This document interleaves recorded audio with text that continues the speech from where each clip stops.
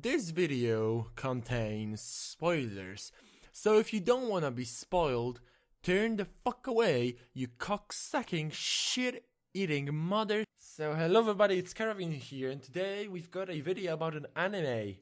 A good anime, One Punch Man, and the question here is, why is One Punch Man an anime of the year? So I think it's not common that we encounter such a masterpiece in the anime industry. One Punch Man grew to be a phenomenon just after it came out, orbiting at a score of 8+, and now landed at 9.05 on my anime list, which makes it top 10 anime on the website. It's just that One Punch Man stands above every anime in every single category. Well, of course, the series is not entirely perfect, but yeah, it's pretty good. In terms of animation, music, storyline, and the sheer amount of thought put into the damn thing, it's a top-end product that all of us were waiting for, and I think that Madhouse made a series that will stand next to Gintama in terms of being a awesome series. Well, first of all, it's good to say that this series won't be for everybody, but I could say that this is a series that the most people would certainly appreciate. It's just that it's likely to reach wider audience than other great animes this year,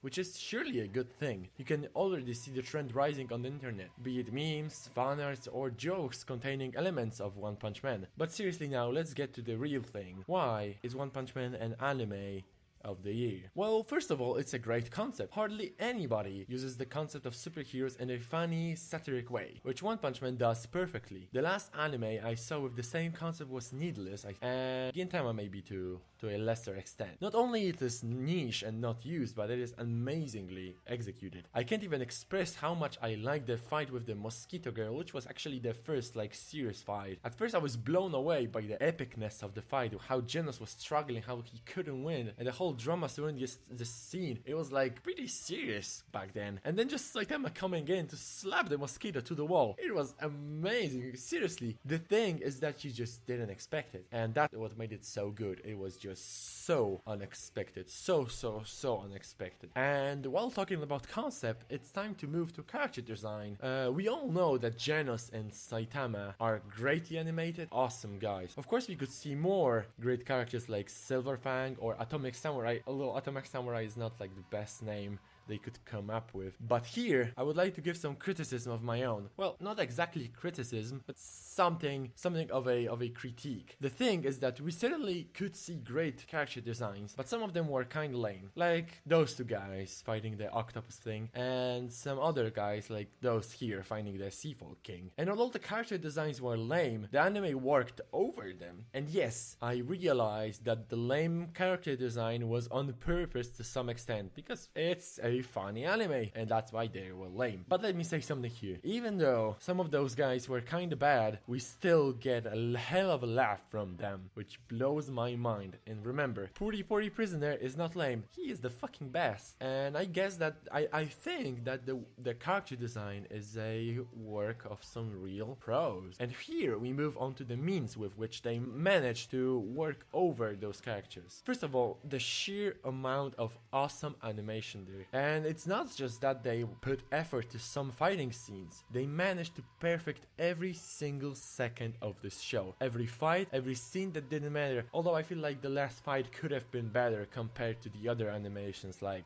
the sparring with Genos and Saitama. But anyway, I was astonished by the amount of detail and original moves here and there, such as Saitama's face going plain while the comedy was going on, and then going bold while the shit was getting real. I won't even mention the pure awesomeness that was coming from fights that included Genos. I won't even do it. The destructive power of his hands and the whole vibe around his fights was just so good. Now the next thing, I was that one guy that really thought that music in this series would be mediocre. I could not be more wrong. The diverse use and how the music matched animation was great. Even the opening was bonkers. I love watching it. I used to make some strange moves while listening to it to feel more epic emotions, and I bet I was not the only one singing it, was I? The opening sequence shows how much effort and thought they put into this creation, from animation and design to just great music. The next thing I loved was how much I was concerned with the character. I was really pissed when Saitama got C on the exam. Of course, I was not pissed at the anime or the plot. It's more of being concerned about the character itself. I was seriously mad at Saitama when he didn't want or simply didn't get his glory, which he truly deserved. I was pulled into the action and moved by it, even though the plot was not serious at all. Well, later we figure out it actually is somewhat dramatic. I could produce emotions towards characters. It's funny how Saitama seems very plain on the outside, where if you're looking closely, you can see a man that stands beyond everyone else, with only one person noticing it,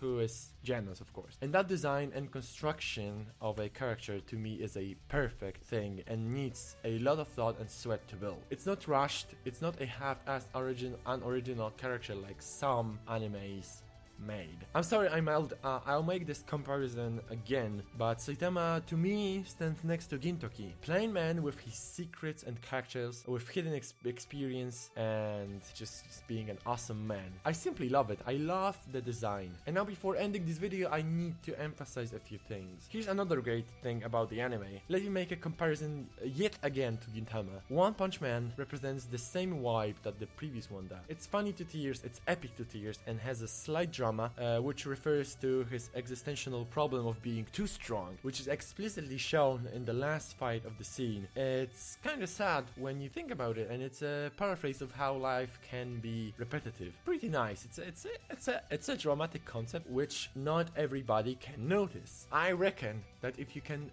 make somebody feel very strong emotions that are completely different to each other, and you feel great while feeling them, you are a master of making visual arts. Visual arts are supposed to make you do that. You're supposed to feel different every single scene.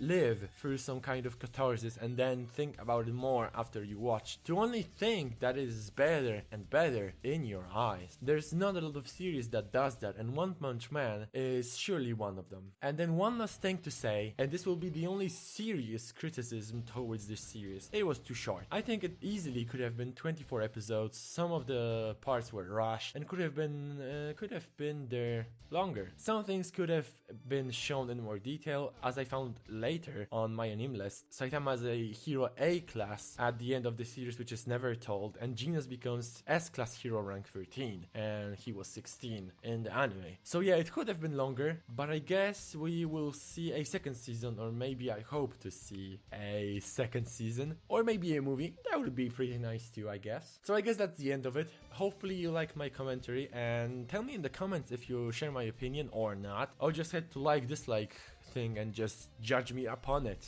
Thank you for watching, and I'll see you next time. Watch my other reviews and I guess enjoy the channel because I'm back. I'll see you next time.